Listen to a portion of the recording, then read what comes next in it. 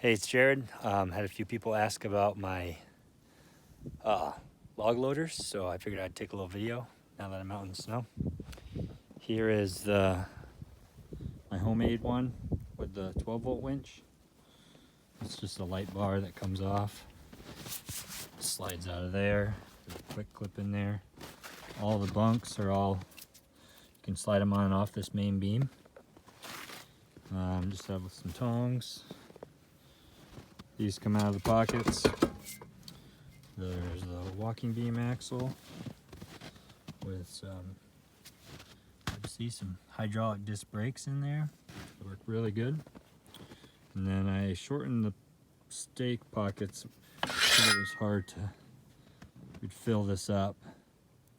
And it'd be hard to get over that top, but I liked having it there for firewood and small stuff that we threw on, so just cut those off, put some of those in. Lost one somewhere. You put them down and they disappear. Yeah, those walking beams work pretty good. It's a light duty wagon, but I easily put a cord of hardwood on it. Both saw logs and firewood. Just a simple 12-volt winch. You can see it's a little bent. I picked up a few logs that probably were a little bigger than what this was, how I welded it. If I had put some more bracing in here, it probably wouldn't have bent, but whatever, worked fine. I've broke that rope on the winch a few times, which is a little sketchy when you have big saw logs. But there's just a little battery box, pretty simple. All the outriggers are just threaded like that. Tighten down, whatever.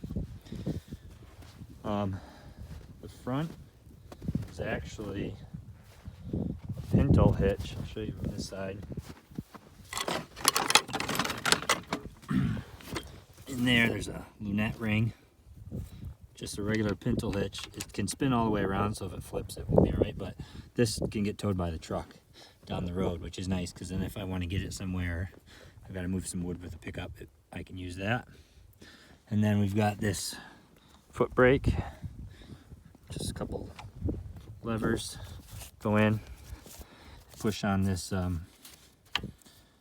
Wilwood clutch master cylinder, and that works really good.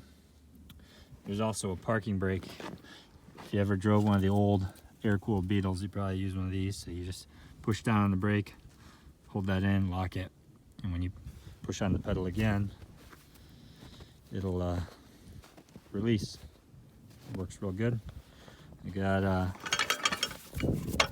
this is just on here with a hook, so when I go out in the woods with them, I can just pop this off real quick and twitch logs up to this forwarder. For going down the road, this comes out, the front bar comes out, and the full platform just sort of flips up onto there to get it out of the way. But I like this one. It's a lot lighter than the hydraulic one, but it pulls a lot easier. It's just nicer to work with. But that using that winch can be kind of sketchy, and it runs out of battery after about 2 loads. So either get a bigger battery or multiple batteries. But I like it. Yeah, I definitely like it. And we'll go over, look at my hydraulic one here. We've got snowing pretty good. We actually came back from logging today and the truck got stuck on the road. So I had to park the truck and then hook the horses up to a different wagon and drive them back. So here's the hydraulic one. I just put together this last year and a half ago probably. So I bought the main frame with the actual with the loader on it. There was no engine or hydraulics, just the you know, from the levers back basically. And that came off of had a snowcat on the back. It was pulled behind a snowcat, and I also had driving tracks. Those are still the some of the braces. So I just welded a walking beam on, similar to the other one I built, just a little heavier. And I was trying disc brakes on this one. I haven't finished them yet, and they definitely need them. Moving these heavy loads without brakes is a pain.